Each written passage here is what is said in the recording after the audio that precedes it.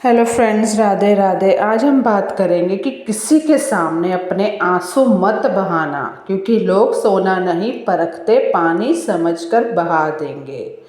तो ये कृष्ण जी ने क्यों कहा है, क्या ज्ञान है श्री कृष्ण का? यह ज्ञान हमें सिखाता है कि अपने दुख और कमजोरियां हर किसी को नहीं दिखानी चाहिए, क्योंकि हर कोई उन्हें समझने वाला नहीं होता। दुनिया में बहुत कम लोग होते हैं जो आपको आपकी सच्ची भावना को पहचानते हैं। कभी किसी के सामने अपने आंसू मत बहाना, क्योंकि लोग सोना नहीं परखते, पानी समझकर बहा देंगे। दुनिया तुम्हारे दर्द को नहीं समझती, उसे बस तमाशा चाहिए। तुम्हारे टूटने की आवाज़ उन्हें संगीत लगेगी। इसलिए अपने आंसुओं को अपनी ताकत बनाओ। अपने आंसू जब भी आपको आए तो उसको आपको अपनी ताकत बनाना, ना कि कमज़ोरी। उन्हें गिरने दो उस वक्त पर जब तुम अकेले हो खुद के साथ, क्योंकि वही एक समय होगा जब तुम खुद को समझोगे और वही आंसू तुम्हें मजबूत बनाएंगे। श्री कृष्ण कहते हैं, दुख को भीतर रखो, मुस्कुराहट को चेहरे पर सजाओ, क्योंकि दुनिया वही दिखाती है जो तुम उसे दिखाते हो, और वही सुनती है जो वो सुनना चाहती है।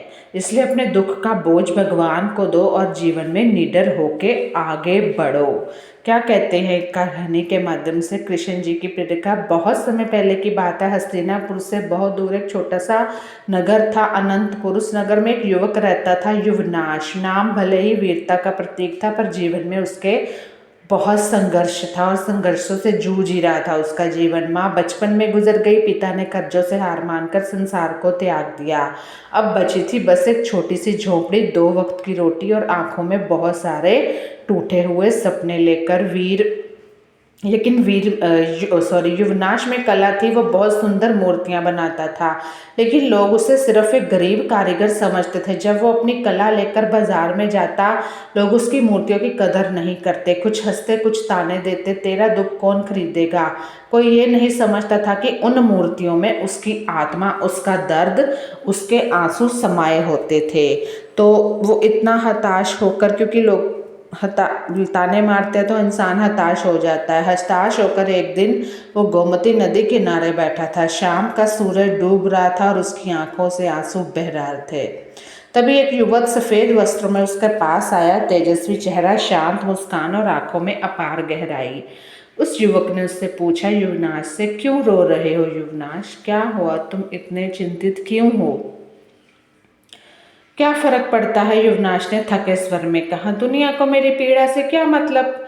मैं टूटा हूँ, लेकिन लोग मेरे टूटने पर हंसते हैं। मैं अपनी भावनाएं मूर्तियां में डालता हूँ, पर उन्हें कोई देखता ही नहीं। वो उन्हें मजाक समझते हैं। वो युवक मुस्कुराया।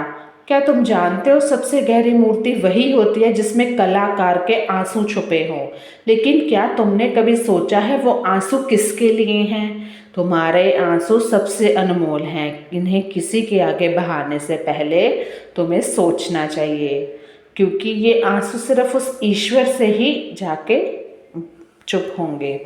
युवनाथ चुप रहा। दुनिया के सामने अपने आंसू बहाने ऐसा जैसे अमृत को मिट्टी में उड़ेल देना। युवक ने कहा, लोग सोना नहीं परखते, उसे दूध समझकर उड़ा देते हैं। तो फिर मैं क्या करूं? युवनाश ने पूछा। अपने आंसुओं को भगवान को दो, युवक बोला। श्री कृष्ण कहते हैं, जो अपनी पीड़ा को प्रभु को अर्पित करता है वो कभी अकेला नहीं होता। हर गिरा हुआ आंसू अगर प्रभु के चरणों में पड़े तो वह आशीर्वाद बनकर लौटता है। पर क्या भगवान मुझे देख रहे हैं? युवनाश की आवाज़ कंप रही थी, वो रो रहा था। तो वह युवक मुस्कुराया। तुम आज जिस पीड़ा से गुजर रहे हो वही तुम्हें कल महान बनाएगी। भगवान कभी देर करते हैं, पर अंधेरे नहीं।